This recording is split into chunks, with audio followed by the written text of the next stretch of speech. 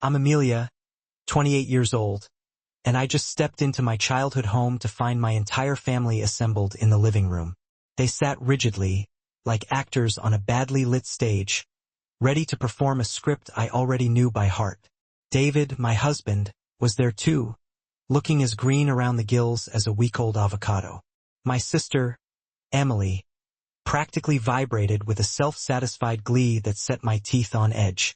"Daughter, sit down. We need to talk," my father intoned, gesturing towards the solitary empty chair placed squarely in the center of the room. It was like a spotlight waiting to illuminate the next act in their meticulously planned drama. Now, if you're watching this unfold, thinking, "Oh no, poor Amelia is about to get ambushed," let me stop you right there. I knew exactly what this was about. I'd known for weeks, watching the charade unfold with the detached amusement of a seasoned theatergoer. But here's the kicker about being the perpetually responsible daughter, the one who always dotted the I's and crossed the T's. People mistake your reliability for naivete, not strategic planning. Where are you watching from today? Drop your location in the comments below, and hit that like and subscribe button if you've ever felt underestimated by your own blood. Trust me, you'll want to stick around for the fireworks that followed. See, growing up, Emily and I were like two opposing sides of a wildly lopsided coin. I was the straight-A student, the part-time worker who chipped in to ease the family's financial strain, the one who never, ever rocked the boat. Emily, on the other hand, was the baby of the family, the creative one, the free spirit who operated under the distinct impression that the rules didn't apply to her, even when she was flagrantly breaking them. When Emily failed math in high school, I spent 3 grueling months tutoring her, sacrificing my own free time until she finally scraped by. When she totaled Dad's car at 17 after one too many sips of spiked punch, I emptied my savings account to help cover the insurance deductible. And when she needed a co-signer for her ridiculously overpriced apartment because her credit was, to put it mildly, a dumpster fire, guess who stepped up? That would be me, Saint Amelia, patron saint of cleaning up other people's messes. But Emily never saw it as assistance, as a sister lending a helping hand. She saw it as me showing off, flaunting my golden child status, and making her look incompetent by comparison. The irony, of course, was that I was never Mom and Dad's favorite. That honor was permanently reserved for their precious baby girl. I was simply the dependable one, which, in family code, translates to the one who gets consistently taken for granted. The pattern was as predictable as the sunrise. Emily would instigate the chaos, I would meticulously repair it, and then, somehow, I'd end up being painted as the villain for making her feel inferior. According to convoluted family logic, my achievements were just another subtle way of twisting the knife in my sister's back. Fast forward to last year when I married David. Sweet, hardworking David, who managed a small accounting firm and drove a sensible Honda Civic. Definitely not Emily's usual type.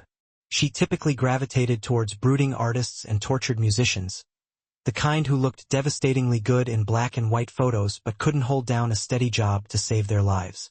But something shifted at our wedding. I caught Emily staring at David during our first dance, a strange, unfamiliar expression flickering across her face. It wasn't happiness for her sister, not even her usual bored disdain for family gatherings. It was something hungrier. That should have been my first blaring red flag. But you know what they say about hindsight, it's always 20/20. The thing about Emily is that she's never genuinely desired anything that rightfully belonged to her. She only craves what belongs to others. My toys when we were kids, my friends in high school, my college boyfriend. Though thankfully, that one fizzled out spectacularly when he turned out to be a complete and utter deadbeat. But David was different. David was mine in a way that truly mattered. We met at a cozy coffee shop where I was grading papers. I was teaching 3rd grade at the time, and he was reviewing a mountain of client files.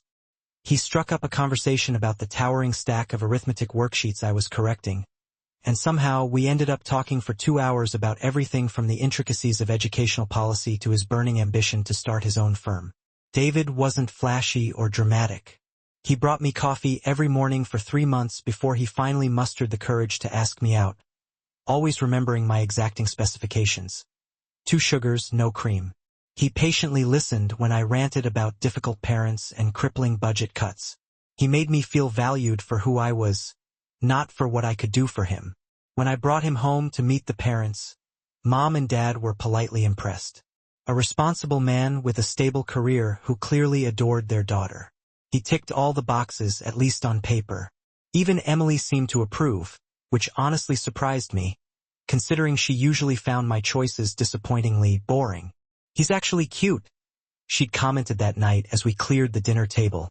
I was expecting some nerdy accountant stereotype, but he's got those gorgeous green eyes. I should have paid closer attention to the way she lingered on the word gorgeous, like she was cataloging his features for future reference. But apparently, I was too busy basking in the glow of domestic bliss to notice my baby sister mentally undressing my husband. After we tied the knot, family dinners devolved into this bizarre, passive-aggressive dance where Emily would make increasingly blatant attempts to snag David's attention. Nothing you could explicitly call out, just lingering hugs, compliments on his impeccably tailored shirts, and incessant probing for his opinion on topics she'd never given a damn about before. "David, you're so incredibly smart about money. Could you possibly take a quick look at my budget and tell me where I'm going wrong? David, I desperately need a man's perspective on this guy I'm dating. What do you think? David, you and Amelia are so lucky to have found each other. I sincerely hope I stumble upon someone as wonderful as you someday." I mentioned it to David once, cautiously, not wanting to sound like a paranoid, green-eyed monster. "Has Emily been acting a little weird around you lately?" He simply laughed it off, dismissing my concerns with a wave of his hand. "She's just being friendly, Amelia. I think she's genuinely happy that you found someone who treats you well. And maybe that's what I desperately wanted to believe, too, because the alternative, that my own sister was systematically targeting my husband, was far too grotesque to contemplate. But Emily had always been a collector of other people's possessions. And now the chilling realization dawned on me. David might just be her next prized acquisition. The core issue wasn't even about David, not really. The deeper, more insidious problem was that our family had spent the past 28 years teaching Emily that she was entitled to anything she desired, and simultaneously drilling into me that my primary purpose in life was to ensure she got it. That warped dynamic was about to become a staggeringly expensive lesson for all of them. 3 months ago, I started noticing subtle, almost imperceptible shifts in David's behavior. Nothing dramatic, just these unsettling little alterations that felt profoundly off-kilter. He began working late with increasing frequency, citing the demands of elusive new clients that conveniently required evening meetings. His phone, which used to lie casually abandoned on kitchen counters and coffee tables, became permanently grafted to his hand. When it buzzed during dinner, he'd glance at it with this fleeting, almost guilty expression before flipping it face down as if to conceal its secrets. "Everything okay at work?" I'd inquire, and he'd nod a little too quickly, his eyes darting away. "Just busy season stuff. You know how it is." Except I did know how it was. And this wasn't it. David's accounting firm was a small, locally focused operation, primarily catering to small businesses and individual tax returns. They didn't exactly have the kind of high-stakes clients that required emergency weekend consultations and clandestine late-night meetings. Then there were the increasingly sparse family dinners. Emily started mysteriously missing them with alarming regularity, always armed with elaborate excuses about art gallery openings or dates with mysterious men she never seemed to actually bring around. But David, on the other hand, would receive these enigmatic text messages during dinner that would trigger this private, almost secretive smile that had absolutely nothing to do with quarterly reports or tax compliance. I'm not naturally inclined towards suspicion. I've always been the trusting type, perhaps to a fault. But 28 years of observing Emily's Machiavellian machinations had unwittingly trained me to recognize the telltale signs of her plotting something significant. The breakthrough came when I finally decided to do something I'd never dared to do before. Actively investigate instead of just internalizing my worries and suffering in silence. See, David had grown careless, complacent in his deception, leaving behind a subtle trail of digital breadcrumbs. Not sloppy enough to leave behind blatant, irrefutable evidence, but careless enough for someone who knew precisely where to look. I stumbled upon deleted text message threads that he'd mistakenly forgotten were backed up to our shared cloud account. Messages that stretched back for months, starting innocently enough but gradually escalating into increasingly intimate and suggestive exchanges. There were even surreptitious photos they'd sent each other, along with meticulously planned arrangements for clandestine meetups during my work hours. That night, I sat in our darkened bedroom, transfixed by the damning evidence glowing on my laptop screen, feeling a bone-chilling dread settle deep within my stomach.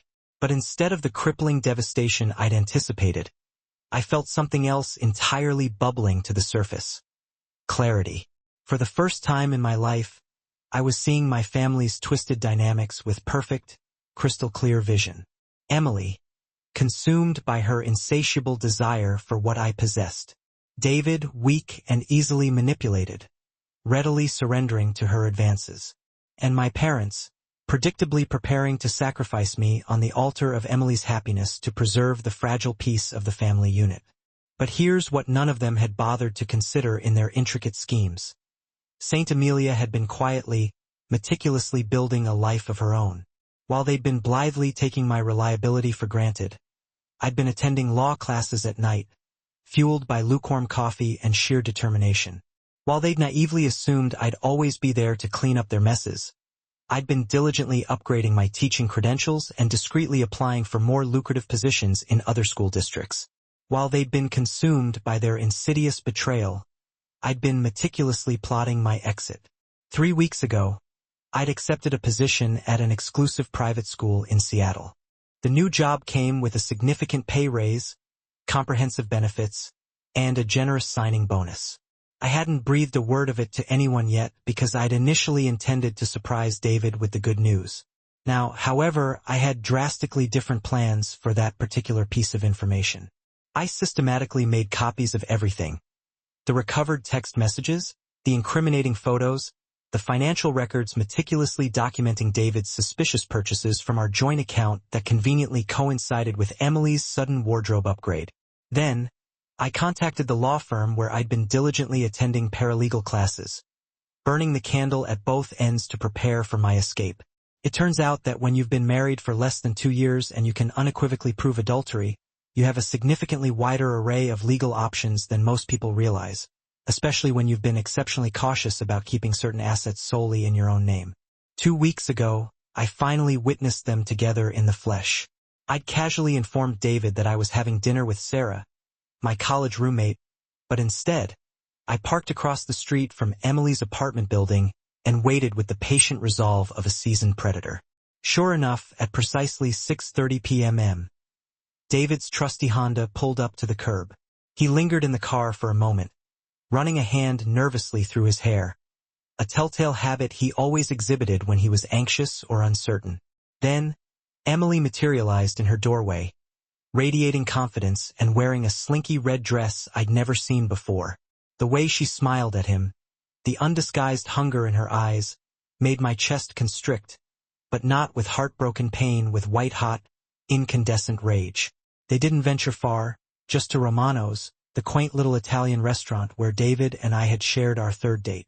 I watched through the window as Emily leaned across the candlelit table, her fingers delicately tracing the back of his hand while she spoke, her voice low and seductive. David was completely enthralled, hanging on her every word as if she was revealing the secrets of the universe instead of, more likely, complaining about her latest fabricated drama. I surreptitiously snapped a few pictures, not because I needed additional evidence. I already possessed an overwhelming abundance of that, but because I wanted to sear this precise moment into my memory, the moment I irrevocably shed my role as the perpetual family victim and embraced something else entirely, something far more formidable. On the drive home, I placed a call to my lawyer. "I want to accelerate our timeline," I stated, my voice devoid of any emotion. "And I want to add something new to the documents." The twisted beauty of being married to an accountant was that David had always meticulously managed our finances. He'd meticulously set up our joint accounts, diligently managed our investments, and meticulously handled all the tedious paperwork. He was so blindingly proud of his financial planning prowess that he'd vehemently insisted on taking care of everything, convinced that I was utterly incapable of navigating the complexities of the financial world. What David failed to realize, however, was that being married to a third-grade teacher means being married to someone who reads everything with meticulous precision, especially contracts and legal documents. All those papers he'd casually asked me to sign over the past 2 years, the ones he'd breezily explained away as standard stuff for tax purposes, I'd devoured every single word, and I'd been remarkably strategic about which ones I actually signed versus which ones I subtly modified before affixing my signature. It turns out that my humble teacher's salary might be modest, but my grandmother's meticulously managed life insurance policy, the one I'd inherited and invested wisely, was anything but. The same inheritance I generously used to help David launch his accounting firm, which, according to our carefully constructed paperwork, unequivocally made me the primary stakeholder in his struggling business. David was under the delusion that he owned his business. Emily was laboring under the delusion that she was cleverly stealing someone else's husband. And my family was operating under the delusion that they were still dealing with the same docile, easily manipulated daughter who'd always prioritized everyone else's happiness above her own. They were all profoundly, catastrophically wrong. Last week, I handed in my resignation at school, effective immediately, my transition to the Seattle job scheduled to commence next month. I hired professional movers to carefully pack up everything that truly mattered to me, and then I placed a call to my parents, arranging a mandatory family meeting. Just something I wanted to discuss with everyone, I'd casually mentioned to Mom, who was predictably thrilled that I was finally taking initiative in planning family gatherings. Emily will be absolutely ecstatic, she'd gushed. She's been wanting to spend more quality time with you and David. I'm sure she has, I'd thought wryly, watching David in the kitchen, blissfully making his morning coffee, completely oblivious to the impending storm that was about to engulf him. Will Sunday work around 2 p.m.? Perfect, sweetheart. Should I prepare my special pot roast? Don't go to any trouble, Mom, I'd replied, a subtle edge creeping into my voice. This won't take long. The week leading up to the grand confrontation felt surreal, like living inside a poorly written movie where I was the only one who'd actually bothered to read the script.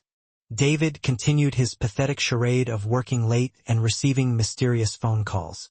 Emily relentlessly bombarded me with saccharine text messages about girl time, and inquired when we could arrange a double date with my wonderful husband and her conveniently elusive mystery boyfriend.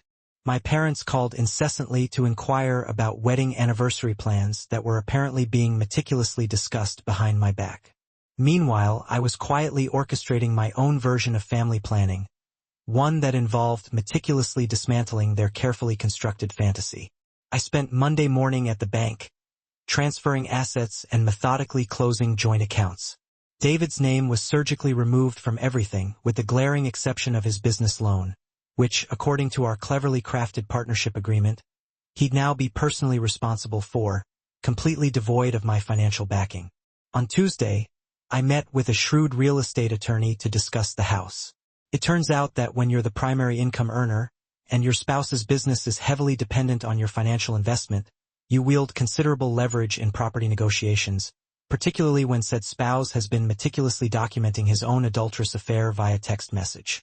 Wednesday, I had a somber lunch with my principal, during which I calmly explained the intricacies of the situation. She was remarkably understanding and graciously agreed to expedite my resignation paperwork while simultaneously providing glowing references for my new position in Seattle.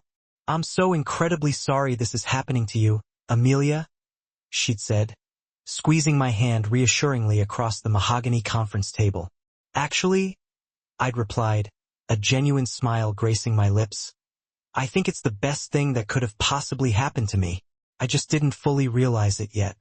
Thursday, I meticulously finalized the divorce papers, ensuring that every detail was legally sound and utterly devastating for anyone who'd naively assumed I'd simply fade away quietly into the background. My lawyer had executed my instructions flawlessly. Friday, I carefully packed my car with everything that truly mattered. Cherished photo albums from the blissful pre-David era, my grandmother's treasured jewelry, the academic and teaching awards I'd painstakingly earned over the years, and my laptop, containing 2 years' worth of meticulously documented evidence, the digital sword I'd been patiently sharpening in the shadows. But the single most important item I packed was something no one else would have even noticed, a seemingly insignificant detail that held the key to unlocking their meticulously constructed charade. The small, worn leather notebook where I diligently recorded every lie, every flimsy excuse, and every dismissive family conversation where someone had minimized my feelings or casually invalidated my worth. It was during one of my regular coffee dates with Margaret, our ever-garrulous family friend, that I unwittingly gleaned the final, crucial pieces of their elaborate scheme. Sweet, oblivious Margaret, who'd known our family for decades and had absolutely no idea she was inadvertently revealing their Machiavellian conspiracy. She'd casually mentioned how my parents had been solicitously seeking her advice about delicate family situations and subtly probing whether I seemed emotionally stable enough to handle any potentially difficult news. 28 years of being everyone's afterthought had unintentionally trained me to pay excruciating attention to seemingly insignificant details that others overlooked, to see the hidden patterns lurking beneath the surface of polite conversation. I'd been keeping score without even consciously realizing it. The unassuming notebook contained patterns that would have made my psychology professor proud. Emily's escalating boundary violations, David's steadily decreasing emotional availability, and my parents' intensifying pressure for me to prioritize Emily's fleeting happiness and wholeheartedly support David's precarious business growth, regardless of the personal cost to myself. It was like watching a meticulously coordinated campaign, skillfully designed to systematically isolate me from my own life, leaving me vulnerable and utterly dependent on their twisted version of reality. Sunday morning, I woke up feeling calmer and more centered than I had in months. David was already gone, presumably meeting Emily for a secret brunch before their afternoon performance at my parents' house.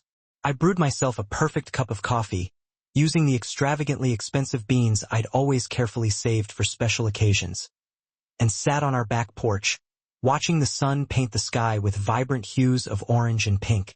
In just a few short hours, my family would gather to deliver what they confidently believed would be devastating news to their perpetually reliable, predictable Amelia. Instead, they were about to come face to face with someone they'd never truly seen before, the woman who'd been quietly building her own empire in the shadows while they'd been naively plotting her demise. I glanced at my watch, a subtle smile playing on my lips. Time to get ready for the show. I arrived at my parents' house at precisely 2 p.m. Meticulously composed, carrying my purse and wearing the navy blue dress David had bought me for our anniversary, the same dress I'd worn when I discovered his infidelity. If this was going to be a performance, I resolved to fully inhabit the role of the unsuspecting wife, the picture of innocent obliviousness. Everyone was already rigidly assembled in the living room, positioned like mannequins in a bizarre, hyper-staged family portrait. Mom and Dad were perched stiffly on the floral couch. Emily was nervously perched on the edge of the armchair, her eyes sparkling with a disturbing mixture of anticipation and guilt, and David was awkwardly hovering near the window, looking as if he was desperately contemplating a hasty escape. The strategic positioning was immediately apparent. They'd meticulously arranged themselves to ensure I'd be completely surrounded, with no easy avenue of escape and maximum emotional impact when they finally delivered their carefully rehearsed news. "Hi, everyone," I said cheerfully, carefully settling into the chair they'd so thoughtfully selected for me. "Thanks for gathering on such short notice." My father cleared his throat, his Adam's apple bobbing nervously. "Actually, sweetheart, we're the ones who needed to talk to you. There's something important we need to discuss as a family." "Oh." I tilted my head, carefully cultivating an expression of innocent curiosity. Emily shifted uncomfortably in her seat, practically vibrating with barely suppressed excitement. David looked as if he was on the verge of spontaneously combusting. "There's something you need to know, Amelia?" Mom began, carefully modulating her voice to achieve the perfect balance of gentle concern and forced sincerity. "It's about David and Emily." I nodded encouragingly, silently urging her to continue. "I'm listening." Dad took over, his tone growing more grave. "They've developed feelings for each other." He paused, as if waiting for me to erupt in a torrent of tears. Real feelings. Mom finished, her voice barely above a whisper. And we think it's best if you hear this from family rather than finding out some other way. The silence stretched for exactly 3 excruciating seconds. Then, I did something that was clearly not in their meticulously planned script. I laughed. Not a bitter, hysterical laugh. Not a choked sob of wounded pride. But a genuinely amused, light-hearted laugh that echoed through the suffocatingly tense atmosphere. Is that what this is all about?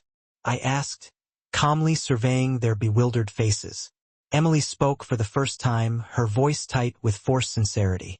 Amelia, I know this is incredibly hard to understand, but sometimes love just happens. David and I never meant for this to occur, but we can't deny what we're feeling. She'd clearly been practicing that speech, carefully polishing every word to maximize its manipulative impact. Dad leaned forward, adopting the same grave expression he used to wear when explaining why Emily's latest crisis was actually my responsibility to solve. We've talked about this extensively as a family, Amelia, and we truly believe that Emily and David are simply better suited for each other. Emily needs someone steady, someone who can provide her with emotional stability, and David needs someone who can truly appreciate his artistic side. Since when does David possess an artistic side? I wondered, a flicker of amusement dancing in my eyes. Unless you count creatively cooking the books to minimize his tax burden. We just want what's ultimately best for everyone involved, Mom added softly, her voice dripping with saccharine concern. Emily has been so profoundly unhappy lately, and you've always been the strong one, sweetheart. We know you'll understand and do what's right. There it was. The family mission statement, the cornerstone of our dysfunctional dynamic. Amelia will always understand. Amelia will always sacrifice. Amelia will always prioritize everyone else's happiness, even at the expense of her own. I reached into my purse and retrieved 2 crisp manila envelopes, placing them calmly on the coffee table with a decisive thud. Here's the thing, I said, my voice still light and conversational, utterly betraying the calculated fury churning beneath the surface. I know all about your feelings. I've known for weeks, actually. David finally spoke, his voice barely a whisper, laced with disbelief. You knew? I know about the deleted text messages you conveniently forgot were backed up to our shared cloud account. The secret dinners, the clandestine photos. I even know about the charming apartment Emily toured last week, the one that's so conveniently located just a stone's throw from David's office. Emily's face drained of all color, leaving her looking like a startled ghost. How did you find out? Because, unlike all of you, I actually pay attention to the details. I gestured towards the 2 envelopes, the instruments of their impending downfall. And I also happen to pay rather close attention to legal documents, financial statements, and property law. I opened the first envelope with a flourish, spreading the divorce papers across the coffee table as if I were casually dealing a hand of cards. These are divorce papers, David, already signed by me 3 days ago, notarized and ready to file at a moment's notice. I then proceeded to open the second envelope, revealing the neatly organized financial documents that would effectively dismantle their carefully constructed house of cards. And these documents demonstrably show that, as of yesterday morning, you no longer have access to our joint accounts, our house, or the investment funds that have been generously supporting your failing business for the past 2 years. The room had descended into complete and utter silence, the only sound the frantic thumping of David's increasingly erratic heartbeat. See, here's what you all fundamentally missed in your little planning sessions, I continued, rising to my feet and smoothing the wrinkles from my perfectly tailored dress. You naively assumed that I was still the same person I've always been. The helpful daughter, the supportive wife, the pushover sister, the reliable doormat who could always be counted on to put everyone else's needs first. I cleared my throat, allowing my carefully crafted words to resonate with devastating precision. I picked up my purse and casually headed towards the door, leaving them reeling in the wake of my meticulously planned offensive. But I grew up and I got incredibly tired of being everyone's backup plan. Emily finally found her voice, her tone laced with desperation. Amelia, wait. You can't just. Can't just what, Emily? I countered, a sardonic smile playing on my lips.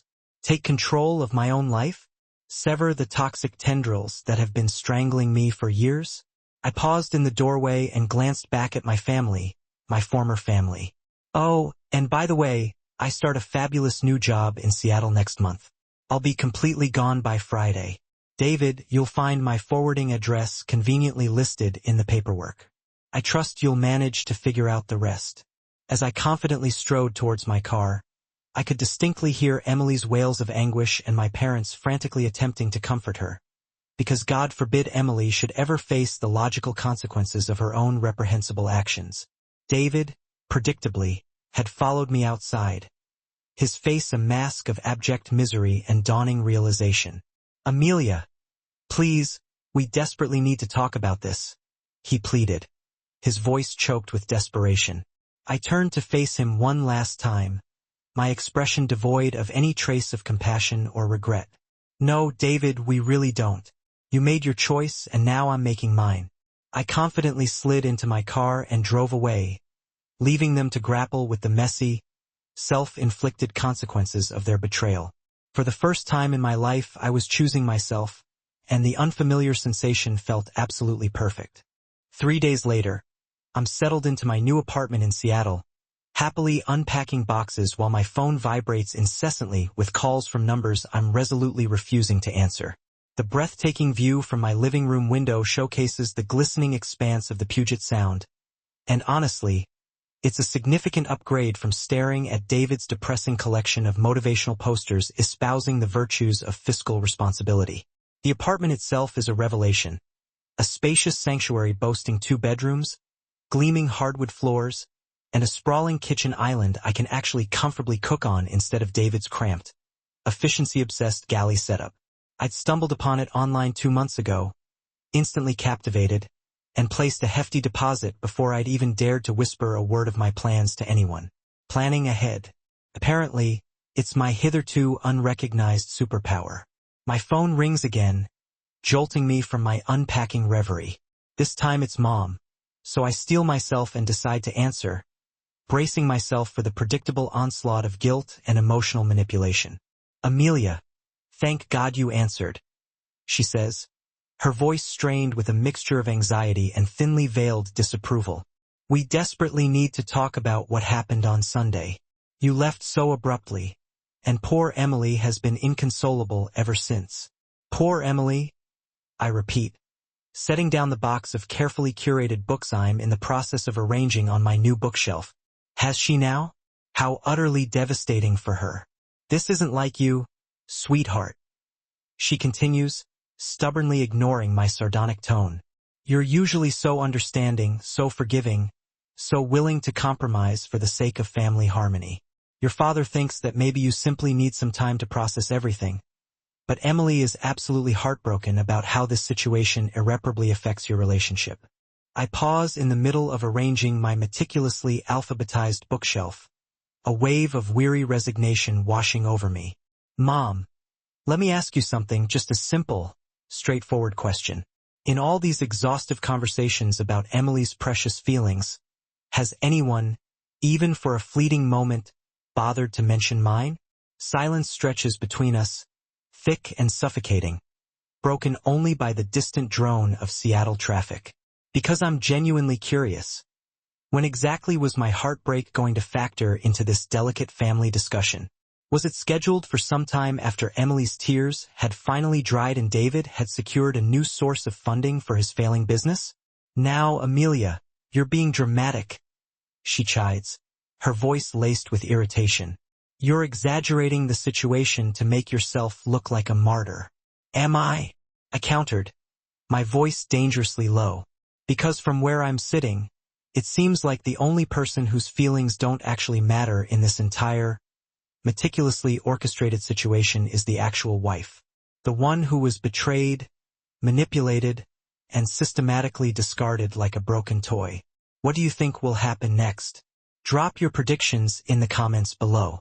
And don't forget to hit that subscribe button if you've ever had to make the agonizing choice between your family's perceived comfort and your own hard-won self-respect.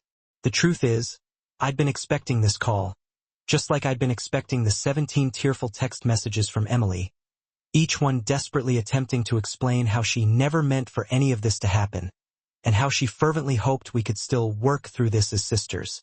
Just like I'd been expecting David's increasingly desperate voicemails, each one promising to sever all ties with Emily and begging me, with pathetic sincerity, for one last chance to explain his actions.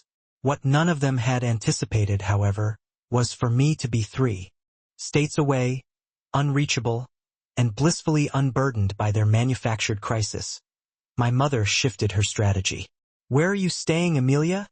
she inquired, her voice taking on a saccharine tone. "Your father wants to drive up and talk to you in person." I could just imagine him wanting that. "That's not happening, Mom," I stated flatly. "Amelia, we're family. We can work through this," she insisted, the word family dripping with a false sincerity that grated on my nerves. "Were we family when you all sat down to plan how to dismantle my marriage?" I shot back, the words laced with a bitterness I couldn't suppress. "Were we family when Emily decided my husband looked like a shiny new toy? Were we family when David was sneaking around behind my back for months?" A beat of silence hung in the air, heavier this time, as if she were carefully choosing her next words. "We just want what's best for everyone, dear," she finally offered, her voice dripping with practiced concern. "No, Mom," I countered, my voice rising slightly. "You want what's easiest for everyone. There's a difference." With that, I ended the call and powered off my phone, severing the digital lifeline to the suffocating world I had left behind. Outside my window, Seattle teemed with life. People chasing their dreams, navigating their own paths, making their own damn choices. It was liberating to be surrounded by strangers who didn't expect me to sacrifice my happiness on the altar of their convenience. That evening, I connected with my new colleagues at the private school via video chat. Their enthusiasm for the innovative teaching methods I'd proposed was infectious, and we spent an hour diving deep into curriculum development, bouncing ideas off each other with an energy that revitalized me. When was the last time anyone in my family had shown a genuine interest in my professional aspirations? I honestly couldn't remember. As the week wore on, David's desperation ratcheted up a notch. He started showing up at places he thought I might be, his presence a looming shadow of the life I was trying to escape. But fortunately for me, I was over 200 miles away, savoring the rich aroma of excellent coffee and immersing myself in the vibrant chaos of Pike Place Market. My phone was now a repository of 43 missed calls from him, each one a testament to his unraveling. And I hadn't listened to a single one. Clear's throat, the voicemails, helpfully transcribed by my phone, followed a predictable, almost formulaic pattern. First came the justifications, the blame-shifting narratives. How Emily had relentlessly pursued him, how he had valiantly tried to resist her seductive advances, how it had all just happened. Classic cheater playbook. Cast yourself as the victim of your own deplorable choices. Then came the hollow promises, the desperate pledges of change. He would end things with Emily immediately. He'd start counseling, attend therapy. He'd do whatever it took, no matter how humiliating or inconvenient, to win me back. He'd even move to Seattle, forsake his life, his business, his family, if that was what I wanted. Now, he was deep in the bargaining phase, the territory of the truly desperate. Messages filled with maudlin recollections of our good memories, our shared dreams, declarations of undying love, and pronouncements that he couldn't possibly exist without me. It was almost endearing, in a tragically pathetic way, how little he grasped the concept of consequences. This morning he tried a different, even more insidious tactic. Instead of directly bombarding me, he had called the school where I used to work, attempting to weasel my forwarding address out of them. My former principal, bless her wise and protective heart, had not only stonewalled him but had also called me to warn me that David had apparently taken a full week off work, ostensibly to dedicate himself to saving his marriage. Too bad his marriage had irrevocably ended the moment he decided my sister was a more appealing option than his wife. I was enjoying a leisurely lunch at a waterfront restaurant, the sun glinting off the Puget Sound, when my phone buzzed with an unknown Seattle number. Against my better judgment, and fueled by a potent mix of curiosity and defiance. I answered, "Amelia." "Thank God." David's voice boomed through the speaker, thick with a forced relief. "Please just don't hang up." I took a deliberate sip of my wine, a crisp Pinot Grigio that cost more per glass than David usually spent on an entire bottle. "How did you get this number?" "I hired a private investigator, Amelia. We need to talk. I'm flying out there tonight." The audacity was breathtaking. I rolled my eyes. "You hired a private investigator to stalk your ex-wife?" "You're not my ex-wife. We're still married. Only until the paperwork is finalized, which should be any day now, since you've been so cooperative about signing everything." "I haven't signed anything." I paused, my wine glass frozen halfway to my lips. "Excuse me? I'm not signing the divorce papers, Amelia. I'm fighting this. I'm fighting for us." Now I genuinely laughed, a sharp, incredulous sound that caused the couple at the next table to glance over, their faces etched with a mixture of curiosity and concern. "David, you can fight all you want. You committed adultery with my sister. In most states, including Washington, where I now reside, that makes the divorce pretty straightforward." "But I love you," he wailed, the words pathetic and hollow. "You have a funny way of showing it." Emily was a mistake. A huge mistake. I was confused, flattered by the attention, and I made terrible choices, but it doesn't change how I feel about you. I signaled the waiter for another glass of wine. This conversation definitely called for some liquid courage. "David, let me explain something to you. When you decided to sleep with my sister, you didn't just cheat on me. You participated in a family conspiracy designed to humiliate me. You sat in secret planning sessions about how to break the news.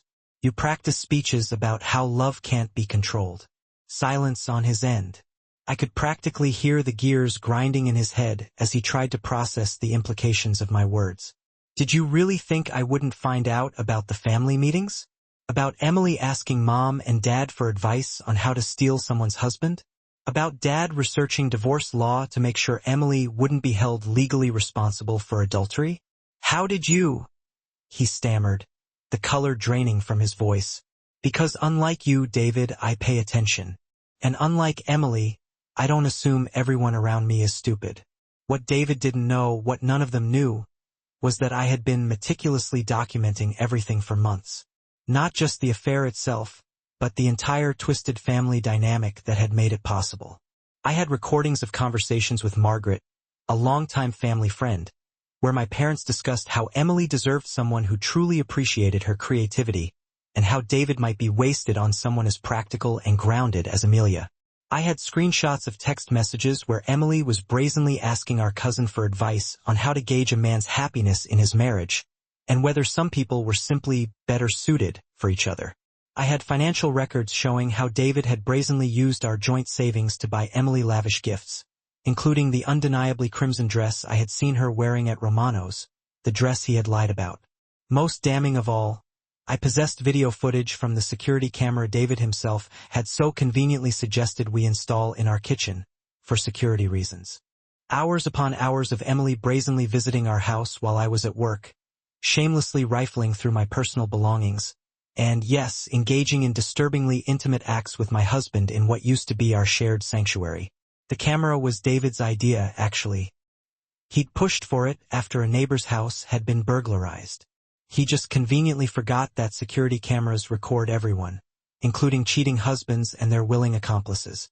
Right now, Emily was likely discovering that getting what she thought she wanted wasn't quite the fairy tale she'd so meticulously envisioned. According to my mother's increasingly frantic calls, which I had started answering purely for the entertainment value, Emily had naively expected to step seamlessly into my life. She'd pictured romantic dinners in my house, sleeping in my bed, playing house with David while everyone celebrated their great love story. Instead, David was essentially broke. See, Emily had never bothered to inquire about our financial arrangements. She had blindly assumed that because David owned an accounting firm, he must be wealthy.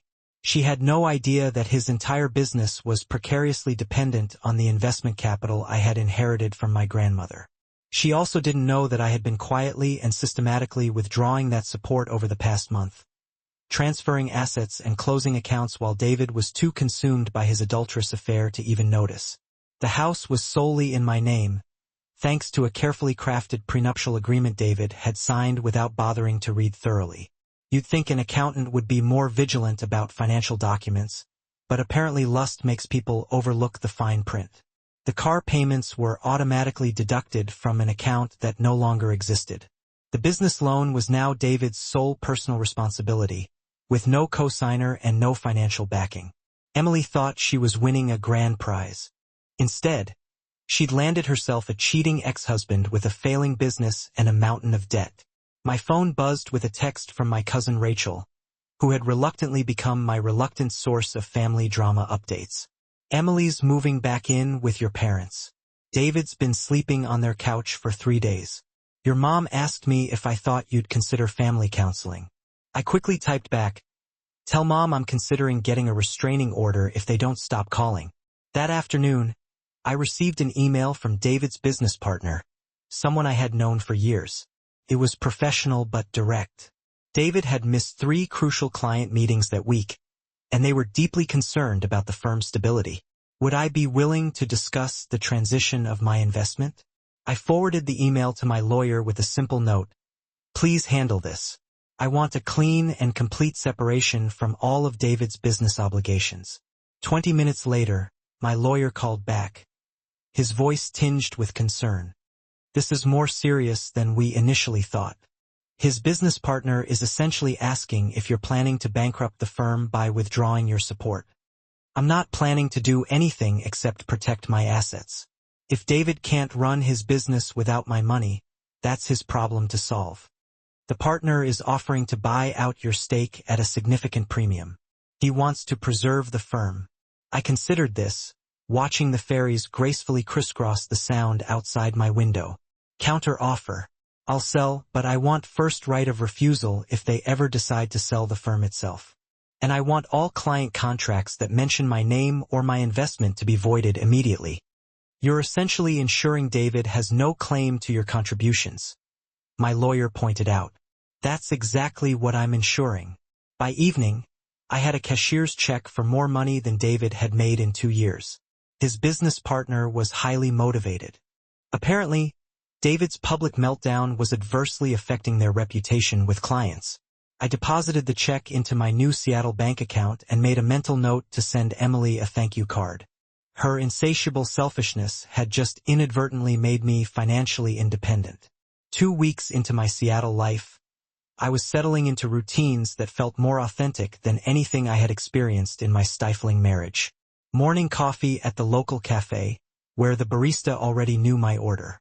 Evening walks through the bustling Pike Place market, the air alive with the scent of flowers and spices. Weekend hiking trips to breathtaking places with names like Snoqualmie Falls and Mount Rainier. I was also making friends, real friends who had met me as Amelia the teacher, not Amelia the wife or Amelia the perpetually responsible daughter. There was Sarah from the yoga studio, Marcus who taught at the school with me, and Janet, my neighbor, who had been showing me all the best spots for weekend brunches. None of them knew about my recent divorce or the swirling vortex of my family drama. To them, I was just a woman who had moved to Seattle for a fresh start. It was liberating to be seen as a whole person instead of as someone else's supporting character. The family calls had decreased in frequency, but they hadn't stopped entirely. Last night, Dad had tried a new tactic. "Your mother's been crying every day since you left," he had said, his voice heavy with carefully crafted disappointment. "She doesn't understand how you could just disappear from our lives like this." "I didn't disappear, Dad. I moved. People do that. Not without telling their families where they're going. I told you where I was going. I said I was leaving for Seattle. The fact that you didn't take me seriously isn't my problem. But you didn't give us a chance to work things out. Emily made a mistake, but she's family. David made a mistake, but marriage is about forgiveness." I paused in the middle of watering my new plants, succulents that could thrive even if I occasionally forgot about them. Unlike the high-maintenance orchids David had always insisted we keep, orchids that required constant coddling and attention. "Dad, let me ask you something. If I had cheated on David with Emily's boyfriend, would you be calling him right now?" begging him to forgive me for the sake of family? A long, telling pause. That's different. How? You're not the type of person who would do that. Exactly. I'm not the type of person who betrays people I'm supposed to love. So why are you asking me to accept that behavior from people who claim to love me just because family means working through difficult situations? No, Dad. Family means not creating difficult situations by sleeping with your sister's husband. I hung up before he could mount a response. The truth was, I wasn't angry anymore. Anger would imply that I had expected better from them, and I had finally realized that I had been setting myself up for disappointment by expecting them to value me the way I valued them. Emily had always been fundamentally selfish. David had always been inherently weak. My parents had consistently prioritized Emily's feelings over mine, a deeply ingrained pattern that stretched back as far as I could remember. I was the only one who had changed. I had simply stopped accepting it. This morning, I received an unexpected visitor at school. David, looking haggard and desperate, had somehow convinced the front office staff that he was my husband and needed to see me urgently. "You can't hide from me forever," he announced dramatically when I reluctantly entered the lobby. "I'm not hiding. I'm living. There's a difference. I've been calling you for weeks, and I've been ignoring you for weeks. Some might call that a pattern." He glanced around the lobby, taking in the expensive artwork and the sleek, modern furniture of my new workplace. "This is a nice school, Amelia. Much nicer than where you used to teach." "Yes, it is. Turns out when you stop accepting whatever scraps people offer you, better opportunities become available. I drove 18 hours to get here, Amelia. The least you can do is hear me out." I checked my watch, the gesture deliberately dismissive. "You have 5 minutes. I ended things with Emily completely. I moved out of your parents' house. I'm in counseling. I'll do whatever it takes to prove that I'm serious about fixing this." "David, you can't fix this. This isn't a problem to be solved. It's a choice you made. You chose Emily over me. You chose deception over honesty. You chose to participate in humiliating me. There's no undoing those choices." "But I love you." "No, you don't. You love the idea of me, the convenient wife who flawlessly managed your life, the unwavering supporter of your business, who never questioned your ill-conceived choices. But the actual me, the woman with her own thoughts and feelings and boundaries. You never bothered to truly get to know her." Security was subtly approaching, their presence a silent warning. Apparently, my raised voice had attracted unwanted attention. "If you love me," I said quietly, forcing myself to remain calm, "sign the divorce papers and let me move on with my life." For the first time since this whole mess had erupted, David looked like he finally understood that I was serious. "What if I can't let you go?" he asked, his voice filled with a raw, almost primal desperation. "Then you'll discover that what you can't let go of was never yours to begin with." The final confrontation occurred 3 weeks later, and surprisingly, it wasn't with David.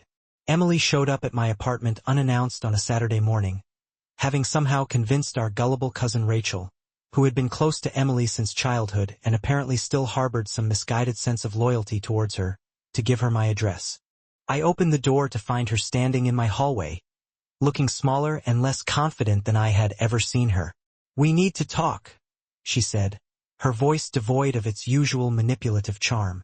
I briefly considered slamming the door in her face, but ultimately morbid curiosity won out. "Come in." She walked into my living room and immediately burst into tears. Not the dramatic, attention-seeking tears she had perfected as a child, but genuine, exhausted sobs that seemed to emanate from the depths of her soul. "I ruined everything," she choked out, collapsing onto my couch. "David, our family, your life. I destroyed it all." I poured myself a cup of coffee, savoring the rich aroma, and deliberately didn't offer her any. "Yes, you did. I thought if I could just have what you had, I'd finally feel good enough. But David isn't. He's not the man I thought he was when he was with you." "What do you mean?" I asked, intrigued despite myself. "He's weak, Amelia. He's needy and clingy, and he keeps talking about how much he misses you. He doesn't want me. He wants you back. And he's settling for me because I'm the closest thing he can get. I sat across from her, carefully studying her face, searching for any hint of genuine remorse. And how does that make you feel? Like an idiot. Like I threw away my relationship with my sister for a man who doesn't even really want me. For a fleeting moment, I almost felt sorry for her. Almost. But then I remembered the last 28 years of this exact pattern. Emily creating chaos, facing the inevitable consequences, and then expecting me to magically fix everything, absolving her of any responsibility for her actions. Emily, can I ask you something? She wiped her nose with her sleeve, smearing mascara across her cheek. When did you decide you wanted David? At your wedding, she confessed, her voice barely above a whisper. Watching you dance with him, seeing how happy you looked. I wanted that. I wanted someone to look at me the way he looked at you. So, you decided to take him. I thought I was falling in love with him. I convinced myself it was fate or destiny or something romantic like that. But it wasn't love. It was envy. She nodded miserably. I've always been jealous of you. Your grades, your success, how proud Mom and Dad were of your achievements. Even when they were praising me, I knew it was different. You earned their respect. I just got their indulgence. This was undoubtedly the most honest conversation Emily and I had ever had. So, when I got married and looked genuinely happy for the first time in years, you couldn't stand it. I hated it. I hated that you had something I wanted, and I hated that you deserved it more than I did. I leaned back in my chair, slowly processing this long overdue admission. Emily, do you understand that David was never the real prize? What do you mean? The prize was the life I built for myself, the respect I earned through my work, the financial security I created through careful planning, the relationship skills I developed by being a decent human being. David was just David, a person who happened to be a part of that life. I don't understand. You can't steal someone else's happiness, Emily. You can only steal the things that represent their happiness, and those things are ultimately worthless without the foundation that created them. She looked around my apartment, her gaze lingering on the expansive view, the tasteful furniture, the subtle evidence of a life well lived. You seem happy here. I am happier than I've been in years, Emily, because I finally stopped waiting for other people to decide what I deserve. We sat in silence for a few minutes while Emily continued to cry softly. Is there any chance you could ever forgive me? She asked finally, her voice filled with a fragile hope. I considered the question with a seriousness that surprised even me. I don't know. But even if I could forgive you, I don't think I could ever trust you again. And without trust, what kind of relationship would we have? So this is it? We're just never going to be sisters again? We were never really sisters, Emily. We were just two people who happened to grow up in the same house. Sisters protect each other. Sisters celebrate each other's successes. Sisters don't systematically try to destroy each other's lives. She stood to leave, looking utterly defeated in a way that might have moved me profoundly a few months ago. For what it's worth, she said quietly at the door, I'm proud of you. For the first time ever, you chose yourself over everyone else's feelings. I always thought you were weak, but leaving us took more strength than I'll ever have. After she left, I sat on my balcony, watching the boats glide across the water and contemplating the elusive concept of forgiveness. Maybe someday I would forgive Emily and David and my parents. But that forgiveness would be solely for my own benefit, a way to finally release the bitterness and resentment that had been poisoning me for so long. And it certainly wouldn't mean letting them back into my life. Some bridges are undeniably meant to be burned. 6 months later, I was happily preparing for my first Thanksgiving in Seattle. Instead of dutifully driving home to manage family drama and meticulously walk on eggshells around everyone's fragile feelings, I was hosting dinner for my chosen family, the people who actually saw and valued me for who I was, not for who they wanted me to be. Sarah, Marcus, Janet, and a few other friends who had offered me more genuine support in 6 months than my blood relatives had in 28 years. My phone rang while I was chopping vegetables, the rhythmic thud of the knife against the cutting board a grounding counterpoint to the chaos of my former life. It was an unknown number with my hometown area code. Usually, I would have automatically let it go to voicemail, but something, a nagging sense of curiosity perhaps, compelled me to answer. Amelia, it's Rachel. My cousin's voice sounded hesitant, which was highly unusual for her. Hey, Rachel. Everything okay? I wanted to update you on the family situation. I know you've been avoiding their calls, but I thought you should know what's been happening. I paused my chopping, my senses on high alert. I'm listening. David's business partner bought him out completely last month. Apparently, David's been too unreliable to maintain client relationships. He's working for someone else now, much smaller salary, and Emily moved to Portland. She's working at an art gallery there, trying to find herself. According to your mom, they broke up months ago. How are mom and dad handling all this? Rachel sighed, the sound heavy with resignation. Not well. They keep talking about how they lost both daughters and how they don't understand what went wrong. Your mom asked me to call you. Actually, she wants to know if you'd consider coming home for Christmas. I glanced around my apartment, taking in the life I had painstakingly built from scratch, piece by piece, brick by brick. The tangible evidence of choices made solely for my own happiness rather than everyone else's convenience. Tell Mom I already have plans for Christmas. Plans with people who actually appreciate having me around. She's been crying a lot, Amelia. She misses you. Then she should have thought about that before she helped plan my humiliation. After I hung up, I experienced something profound, a revelation that resonated deep within my soul. I didn't feel guilty about their sadness anymore. Their feelings were no longer my responsibility to manage. At dinner that evening, Janet raised her wine glass in a celebratory toast. To second chances and new beginnings. To choosing yourself, Sarah added, her eyes sparkling with genuine warmth. And to discovering you're stronger than you ever imagined. Marcus chimed in, his voice filled with admiration.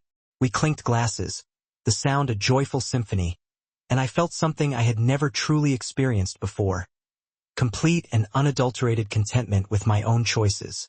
Later, as my friends helped clean up, their laughter filling the air, Sarah asked, do you ever regret it? Walking away from your whole family? I considered the question carefully while loading the dishwasher, the warm water soothing my hands. No, I regret that it took me so long to realize I deserved better. But walking away, that's the best decision I've ever made. What would you tell someone in a similar situation? That you're not responsible for other people's happiness at the expense of your own. That family is supposed to add to your life, not subtract from it. And that sometimes the most loving thing you can do is let people experience the consequences of their choices. As my friends left, hugging me goodbye and making plans for next weekend, I realized something that would have utterly shocked the old Amelia, the Amelia who had defined herself by her ability to please others. I was genuinely happy. Not the complicated, conditional happiness I used to feel when everyone else was finally satisfied. Not the anxious relief of successfully managing everyone's emotions. But pure, uncomplicated joy in my own life. I had built something beautiful here, a career that challenged and fulfilled me. Friendships based on mutual respect rather than obligation. Financial independence that nobody could ever take away. A space that reflected my own tastes and choices. If this story resonated with you, make sure to hit that like and subscribe button. Drop a comment telling me about a time you had to choose between your family's comfort and your own happiness. Sometimes the most powerful thing you can do is simply refuse to accept what everyone else thinks you deserve. David texts me occasionally, usually late at night, usually apologizing or pathetically reminiscing about good times we supposedly had. I don't respond anymore, not out of lingering anger, but because I genuinely have nothing to say to him. He has become utterly irrelevant to my life, which is probably the most devastating outcome he could have ever imagined. Emily sent me a birthday card last month, a gesture that was both surprising and vaguely unsettling. Inside, she had written, I know you probably won't want to hear from me, but I wanted you to know that leaving us was the best thing that ever happened to you. You look happier in the photos Rachel shows us than you ever looked when you were trying to make us happy. She was right. I had been trying to make them happy for 28 years. Now I was making myself happy, and the difference was nothing short of extraordinary. Sometimes people ask if I'm lonely without my family. The truth is, I was lonelier when I was with them than I have ever been on my own. Being surrounded by those who undervalue you is an isolation far deeper and more profound than any solitude you might find in embracing your own self-worth. Never in my wildest dreams did I envision myself as the woman who would dismantle her entire life, severing ties with everything comfortable and familiar, to embark on a solitary journey of reinvention. But then again, I also never imagined I possessed the quiet strength to meticulously record months of subtle betrayals and dismissive actions, all while strategically planning a silent, decisive counterattack. It turns out, the meek, agreeable persona they had so readily assigned to me was nothing more than a carefully constructed illusion. I wasn't inherently passive or eager to please. I was simply someone who hadn't yet grasped the fundamental truth that her own happiness, her own well-being, was not negotiable. It was a revelation long overdue. Now the scales have fallen from my eyes. I see with a clarity that was once obscured by a desperate desire for validation. And that newfound understanding has unshackled me, liberating me in ways I couldn't have fathomed while I was still expending every ounce of my energy attempting to extract affection and approval from individuals who were fundamentally incapable of offering it. I was chasing shadows, begging for scraps of a love they were never going to freely give. I'm Amelia. I'm 28 years old. And for the very first time in my life, I can stand tall and declare that I am precisely, unapologetically, the woman I choose to be. The journey was arduous. The lessons learned were harsh. But the destination, this sense of self-possession, is more than worth the price.